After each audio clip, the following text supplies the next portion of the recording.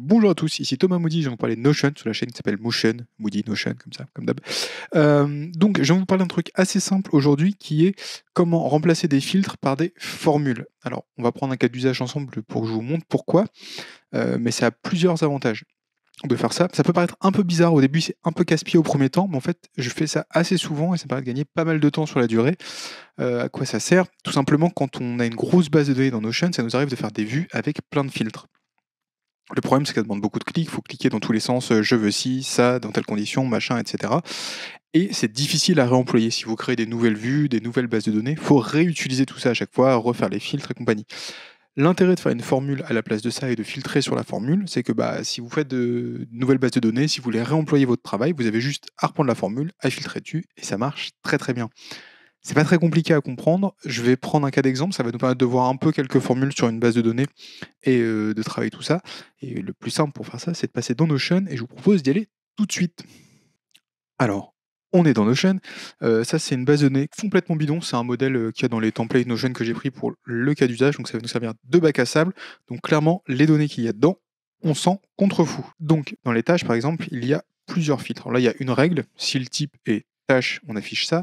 Mais on pourrait rajouter plein de règles. Si, j'en sais rien, sprint contient 21, vous faites une vue. Vous voulez voir certaines données et vous allez faire des filtres à chaque fois.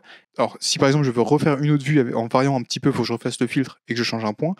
Ou si je vais vouloir faire une nouvelle base de données, imaginons que je sois chef de projet, que je reprenne la même base à chaque fois et que j'ai les mêmes vues avec les mêmes filtres, je peux être amené à soit dupliquer ma base et tout vider, ce qui est un peu chiant parce que ça double tous les items dans la base et des fois ça bug un peu, soit à l'inverse, à refaire ma base de données, mon template et rajouter mes vues, etc. au fur et à mesure. Moi je trouve ça plus simple parfois quand les conditions de tri sont très complexes de faire ça avec une formule une bonne fois pour toutes et d'avoir un filtre qui est assez simple.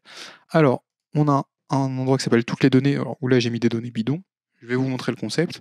Alors, on va faire une formule. Souvent quand on fait des formules, il faut les faire en différentes briques qu'on assemble. Je vais vous montrer, c'est beaucoup plus simple en fait. C'est comme ça que j'ai appris à m'en servir.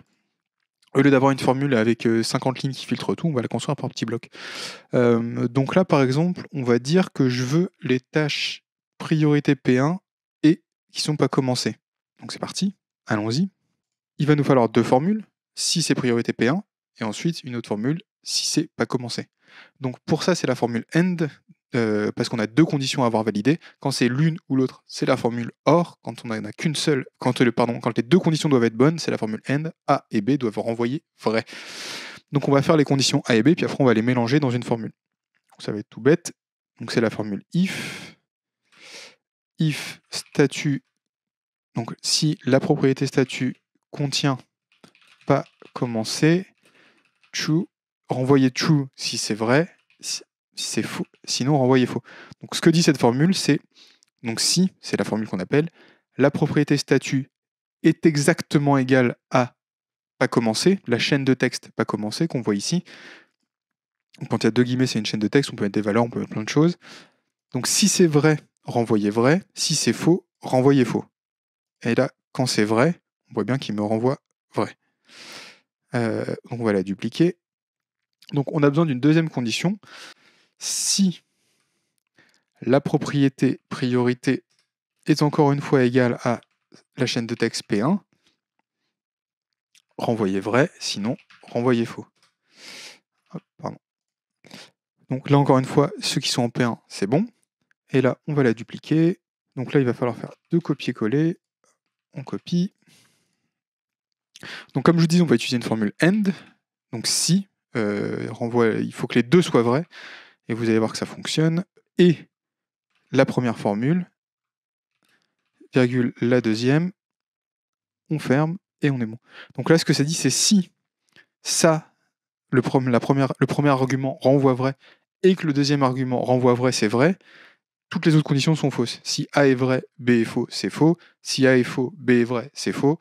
Et si les deux sont faux, ça renvoie faux. Vous allez le voir tout de suite. Là, on a A et B qui sont vrais, ça renvoie vrai. Les deux sont faux, ça renvoie faux. Un est vrai, l'autre est faux, ça renvoie faux. Encore une fois, la même chose. Donc, il faut que les deux conditions soient vraies. Donc là, par exemple, si je voulais faire une formule qui dit « montre-moi tout ce qui n'est pas commencé et qui est priorité P1 », on va la nommer comme ça, ce sera même plus clair. hop, tout ce qui n'est pas commencé et P1, on l'a ici. Et du coup, j'ai juste à faire, si je veux voir que ça, filtrer par pas commencé et P1, et j'affiche coché. Et voilà. Donc après, les deux formules intermédiaires, j'en ai plus besoin. Je peux les appeler, alors en fait, je peux appeler ces formules-là directement dans celle-ci, au lieu de mettre le code directement, if, je pourrais dire if formule égale true machin, mais ça sert à rien, autant s'en débarrasser pour ne pas multiplier les propriétés dans la base de données. Donc ça, je les supprime, et du coup, j'ai une formule qui me permet de savoir d'avoir toutes mes conditions dedans, et j'ai un filtre qui est tout simple. Est-ce que pas commencé et P1 est coché? Oui, si c'est le cas, tu me les affiches. Ça évite d'avoir à manipuler des filtres, à faire plein de clics. Comme je disais, vous pouvez le réemployer. Là, j'ai pris une petite tâche assez simple, mais en fait, en mélangeant alors sur des bases de données plus complexes, en mélangeant les critères, vous pouvez faire des choses très compliquées, enfin avoir des critères de tri très précis, pardon, dans les formules, et juste avoir un filtre super simple derrière. Souvent, ce que je fais, c'est que mes formules, moi, je les garde dans une base de données de formules. C'est d'ailleurs avec les templates que vous pouvez télécharger sous la vidéo. Je liste les formules que j'utilise le plus. Et comme la bonne habitude que j'ai et que je vous conseille de faire, c'est de nommer toujours vos propriétés pareilles quand vous réemployez des bases de données, des choses comme ça. Bah, si je réutilise ce morceau de base de données fictif, je pourrais refaire cette formule là-dessus, dedans. Donc là, vraiment, sur un exemple comme ça paraît pas forcément optimal parce qu'on passe un petit peu de temps à faire la formule. Alors quand on a l'habitude, ça va très vite. Et faire la formule n'est pas beaucoup plus rapide que de faire un filtre. Mais quand vous avez des projets plus complexes avec beaucoup plus de données dedans, là déjà on va gagner beaucoup de temps parce qu'on n'a pas besoin de faire 50 filtres différents, on appelle juste la formule une fois.